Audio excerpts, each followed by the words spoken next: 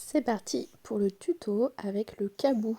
Donc il existe d'autres marques, mais c'est un moyen de portage qui est forcément triple couche avec du tissu qui est extensible, donc élastique. Donc là on voit qu'on va avoir la troisième couche à part. Et donc c'est un système avec 4 anneaux dans le dos. Alors on va commencer par faire ce que je suis en train de faire, c'est-à-dire de bien mettre le tissu dans les anneaux, de sortir nos ourlets de chaque côté et surtout de vérifier qu'il n'y a pas de vrille. Donc là on voit que mon tissu il est bien à plat et que mes ourlets sont bien sortis, et donc je vais faire ça des deux côtés. Donc là j'ai fait mon premier côté et je vais refaire de l'autre côté. Donc là on voit aussi, j'ai montré le petit écriteau cabou qui nous permet de savoir dans quel sens il va falloir le mettre. Donc tout de suite je le prends dans le bon sens, je revérifie de l'autre côté mes anneaux que le tissu il est bien mis. Si vous avez un sling, c'est vraiment le même principe avec les anneaux.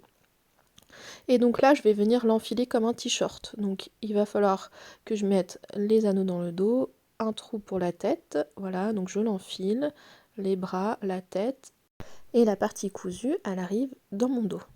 Donc on voit que ça fait deux cordes qui sont croisées devant. Donc je fais un petit peu de place, voilà. Et donc on a la partie qui est cousue qui arrive au milieu du dos. Là il faut vraiment prendre le temps de bien le mettre, donc d'étaler un petit peu le tissu pour bien se rendre compte. Pour une fois que on va installer bébé, ça ne vrille pas au niveau du dos. Puisqu'après on va déjà rajouter des volts, donc si on vrille plus une volte, ça va faire vraiment une petite corde qui va être très inconfortable.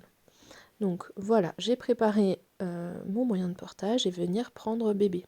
Ici je fais une installation en double hamac, c'est-à-dire que je ne vais pas mettre de tissu entre les jambes. Pourquoi? Eh bien parce que la plupart du temps, ce type de portage, on le fait pour des tout petits bébés.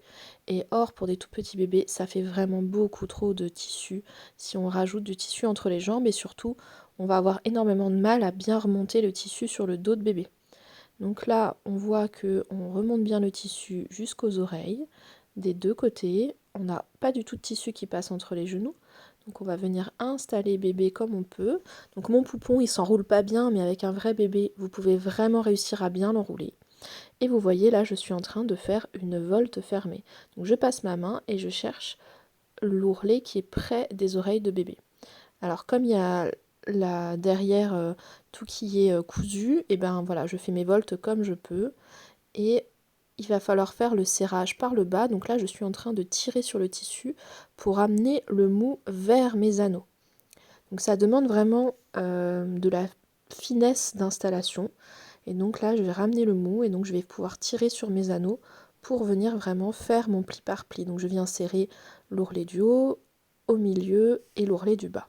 Je fais la même chose, donc vous voyez là je viens venir tirer sur mon tissu pour ramener le mou vers les anneaux. C'est vraiment quelque chose qui n'est pas super facile à faire quand on est débutant. C'est pour ça que je préconise pas forcément ce moyen de portage, et d'autant plus pour des débutants. Voilà, je vous montre la vidéo parce que j'ai plusieurs personnes qui me l'ont demandé.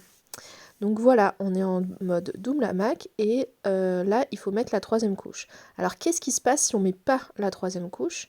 Donc on voit que j'ai vraiment bien serré, hein, j'ai serré comme il faut, mais si on met pas la troisième couche, si bébé se tend, et ben en fait il peut complètement partir en arrière.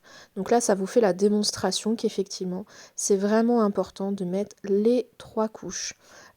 Ça arrive en occasion que des gens en fait le vendent sans la troisième couche. Ça m'est arrivé en atelier il n'y a pas longtemps, une dame qui l'avait acheté d'occasion et qui du coup n'avait que 2 couches, donc c'est vraiment pas sécuritaire.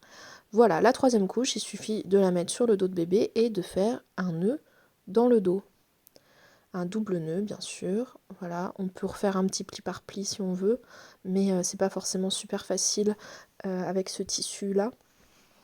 Donc j'ai bien tout et je vous refais la petite démo. Avec la troisième couche, c'est bon, on a notre bébé qui est bien maintenu.